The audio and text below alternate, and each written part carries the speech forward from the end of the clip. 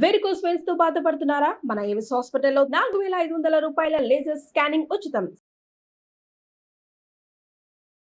నమస్తే రమగారు. నమస్తే జయ. రమగారు, మనము కోటి సోమవార వ్రతం అని కొంతమంది చేసుకుంటూ ఉంటారు కదా. మ్. ఇది ఎలా చేసుకోవాలి? ఎప్పుడుంది? కార్తీక మాసంలోనే వస్తుంది కదా రమగారు. వస్తుంది. ఇది వ్రతం అంటే వ్రతం అని కాదు జయ. కార్తీక మాసంలో ప్రతిరోజు పర్వదినమే కదా.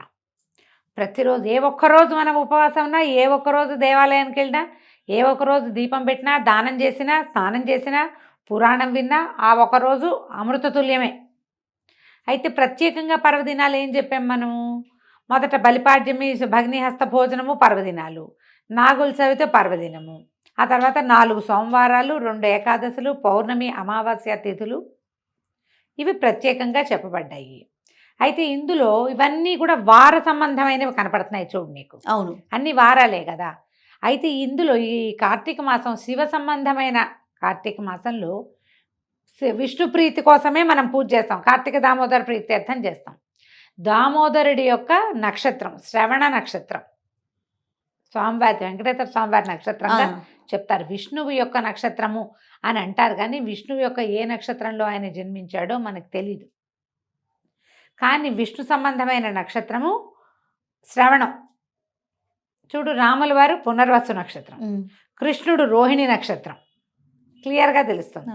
ఇప్పుడు శ్రవణ నక్షత్రంలోనే వెంకటేశ్వర స్వామి వారు జన్మ మీదకి అవతరించారు, ప్రకటితమయ్యారు. అయితే ఈ శ్రవణ నక్షత్రం విశేషం. ఈ నెలలో ఇంక ఏ నక్షత్రాలు విశేషమైనవిగా చెప్పట్ల. కృత్తికా నక్షత్రంతో చంద్రుడు కలిసి ఉంటాడు కాబట్టి దీన్ని కార్తీక మాసము అన్నారు.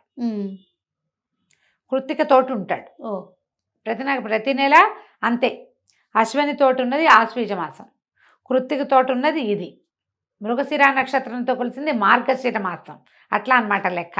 ఏ నక్షత్రంతో చంద్రుడు కలిసి ఉంటాడో ఆ నక్షత్ర నామధేయాన్ని అటు ఇటుగా మార్చి మాసానికి ఇచ్చారు. ఇప్పుడు ఈ నెలలో శ్రవణ నక్షత్రం చాలా విశేషమైంది. కార్తీకం అంతా పాటించకపోయినా ఏ రోజున శ్రవణ నక్షత్రం వస్తుందో ఆ రోజున గనక ఏ విధి చేసినా, స్నాన దాన జప తపాలు, అన్నదానాలు, ఏవైనా ఏ దానం చేసినా 1,000,000 సార్లు చేసిన ఫలితం ఇస్తుంది. అది ఏటా ఏదో ఒక రోజు ర్యాండమ్గా వస్తూ ఉంటుంది.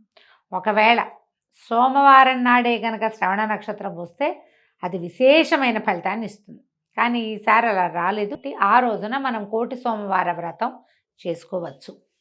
సోమవారం నాడు ఏ ఏ విధులు పాటిస్తామో ఆ విధంగా తెల్లవారుజామున స్నానం, సాయంకాలం నక్షత్ర దర్శనం అయ్యాక భోజనం, ఈ మధ్యలో దేవాలయ దర్శనము, దీపదానము, వస్త్రదానము, అన్నదానము, గోదానము, సువర్ణదానం, భూదానం, మీరు ఏ దానం చేయగలిగితే పుస్తక దానంతో వస్త్రదానంతో సహా ఏది చేసినా 1,000,000 సార్లు గుణితం అవుతుంది. అది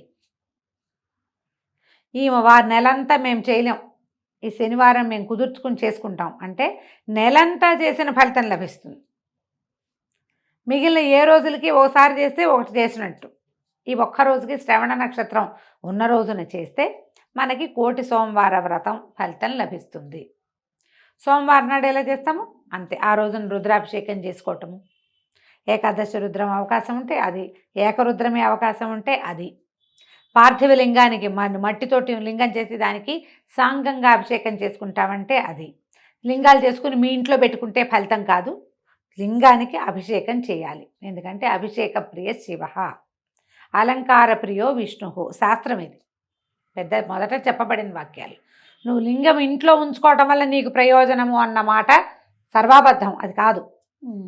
మట్టితో శివలింగం చేయించి ఆ పార్థివ లింగానికి, పార్థివలింగం అంటే పృథివీ సంబంధమైనది, అదేదో పెద్ద విశేషమైన సమాసం కాదు, మట్టితో చేయబడింది. మృణ్మయ లింగం అంటారు, మృత్తికాలింగం అనొచ్చు, పార్థివలింగం అన్నా కూడా మట్టితో చేయబడింది.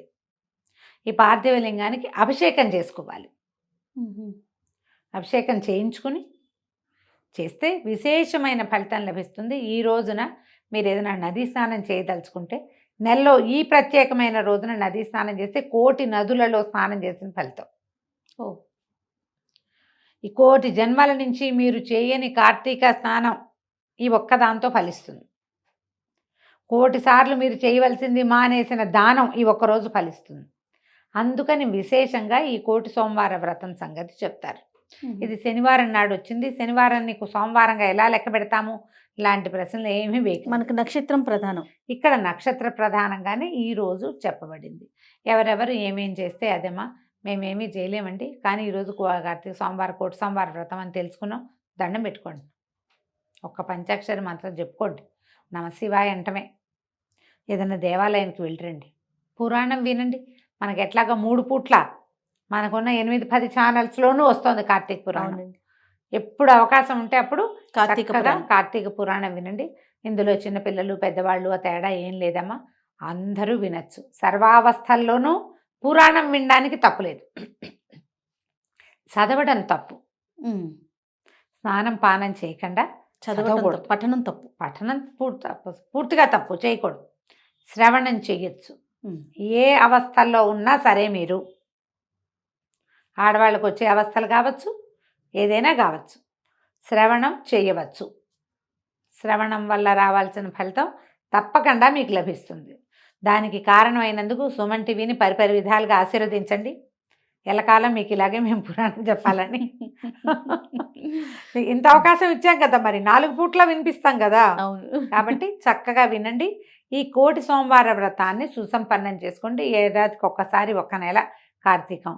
ఆ నెలలో ఇన్ని పర్వదినాలునే చేయగలుగుతామో లేదో, ఈ ఒకరోజు విశేషమైందని తెలుసుకున్నాం కాబట్టి మీకు ఒకవేళ శనివారం కనుక ఉపవాసం అలవాటు ఉంటే ఆ ఉపవాసాన్ని ఉదయానికి రాత్రికి మార్చుకోండి. మీకు అప్పుడు అది ఇది కుదురుతుందా అని చాలా మంది అడుగుతారు. ఆ క్లారిటీ కోసమే చెప్తున్నాను. శనివారం ఒక పొద్దు ఉండే అలవాటు ఉన్న వాళ్ళందరూ పగటిని ఒక పొద్దుగా పెట్టుకోండి. అప్పుడు మీరు వెంకటేశ్వర స్వామికి శనివారం చేసినట్టు అవుతుంది, కార్తీకంలో 1,00,00,000 సోమవార వ్రతం చేసినట్టు కూడా అవుతుంది. విశేషమైన ఫలితం ఏమి అది ఉంది కాబట్టి ఇది మానేయటము అలా ఏం లేదు, 2 వస్తాయి మీకు. చక్కగా సాయంకాలం నక్షత్ర దర్శనం చేసుకుని శివారాధన ముగించుకుని కుదిరితే ఏదైనా దేవాలయంలో దీపం పెట్టొచ్చి చక్కగా భోజనం చేయండి. ఉల్లి వెల్లుల్లి వ్యర్థము, అవి తినకూడదు.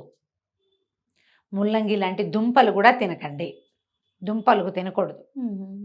తినకుండా మీరు ఉపవాస విరమణ చేసేటప్పుడు సాత్వికమైన వంకాయ బెండకాయ అలాంటివి ఏవైనా కూరలు చేసుకోవచ్చు. చిక్కుడుకాయ కాకరకాయ అవి పనికొస్తాయి. గుమ్మళ్ళు దుంపలు ఉల్లిపాయ వెల్లుల్లిపాయ లాంటివి ఇవి పనికిరావు.